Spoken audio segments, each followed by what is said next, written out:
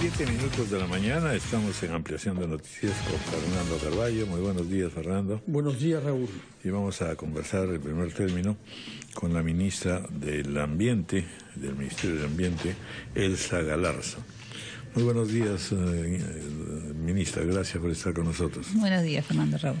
Lo primero que deseo preguntarles un poco, primero, si se advierte o no que ha habido una continuidad en las políticas medioambientales desde que se instituyó este sector, que es en el 2008, entiendo, ¿no?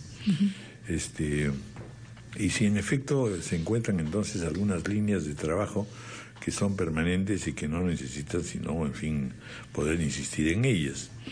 La otra cosa que nos acaba de entregar usted es justamente un conjunto de órganos que están adscritos al Ministerio del Ambiente, que lo único que a un lector común y corriente le producen es decir, bueno, en realidad son muchos por un lado y en segundo lugar no dependen exclusivamente del Ministerio del Ambiente, en el sentido de que al final de cuentas estamos ante un ministerio que está de alguna manera ligado a acciones de casi todos los sectores, es multisectorial, ¿no es cierto? Así es. Lo cual hace más difícil la tarea, pero al mismo tiempo mucho más rica en términos de aproximaciones centrales a los problemas que el país vive. Las dos cosas me gustaría conocer sus puntos de vista. Sí, Raúl.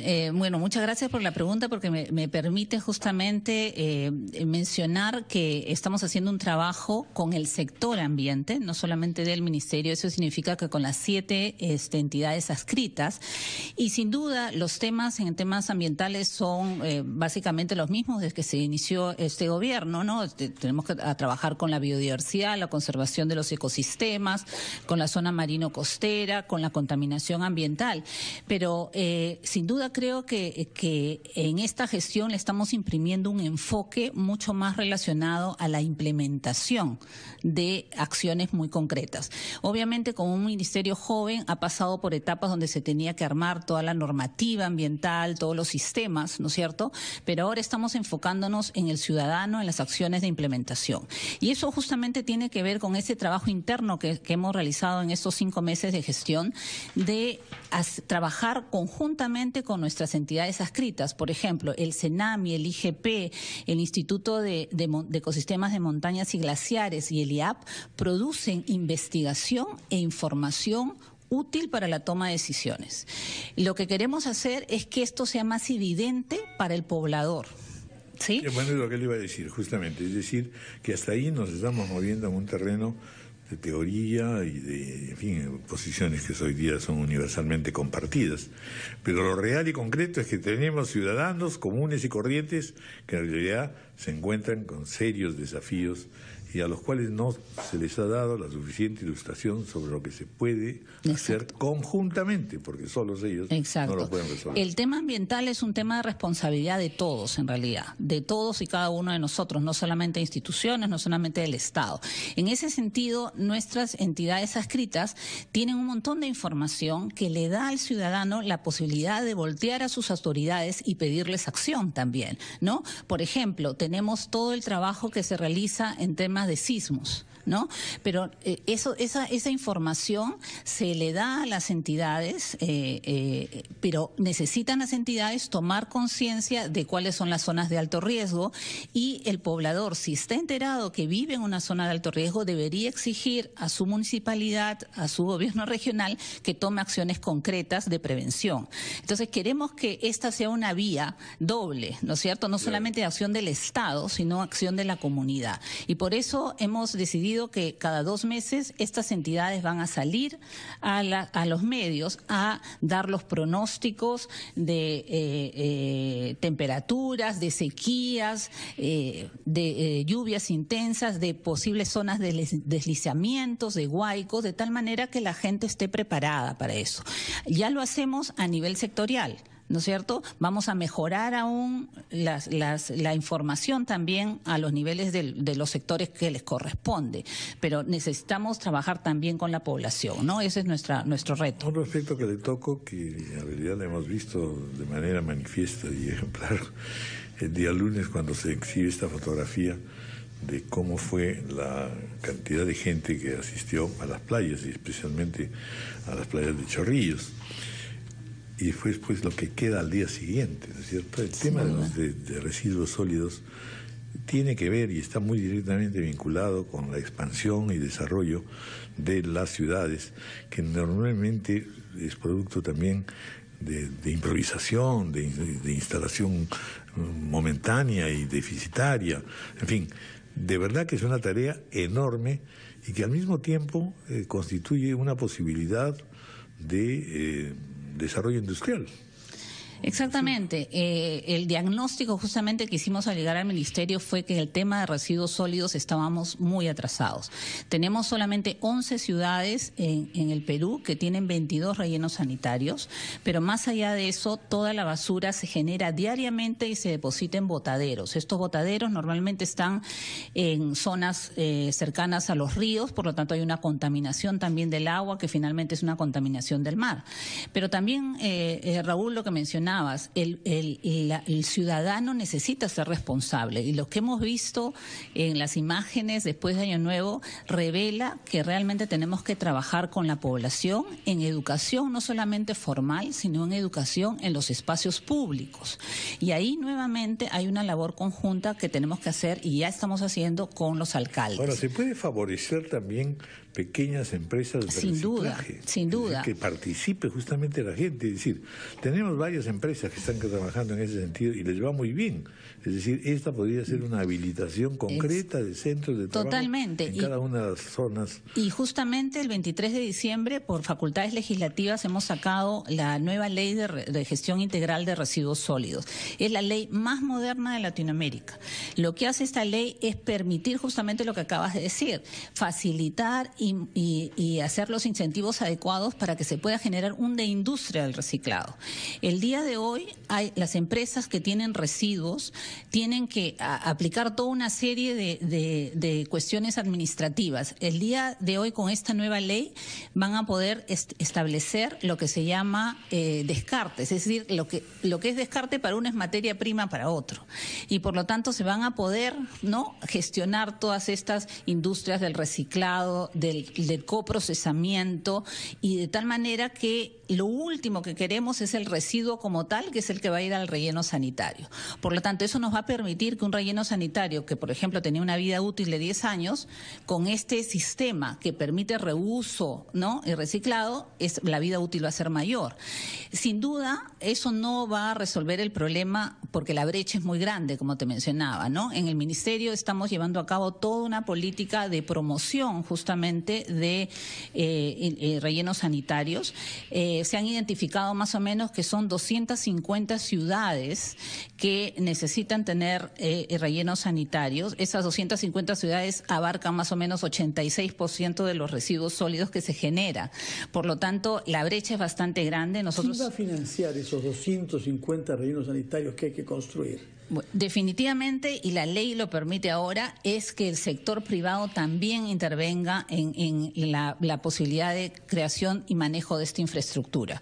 Y creemos que ya sucede en Lima, por ejemplo, ¿no es cierto? Claro. Son concesiones privadas. El tema es que tenemos que hacer todo esto a nivel nacional. Entonces, habrá algunas zonas donde sí es necesaria la participación del Estado. Ahí estamos con los rellenos sanitarios en ciudades de repente más pequeñas donde no es atractivo al sector privado, Pero en otras ciudades vamos a trabajar con mancomunidades de tal manera que el volumen de recursos sea atractivo para la inversión. Obras por impuestos, APPs, todo eso está permitido en la ley.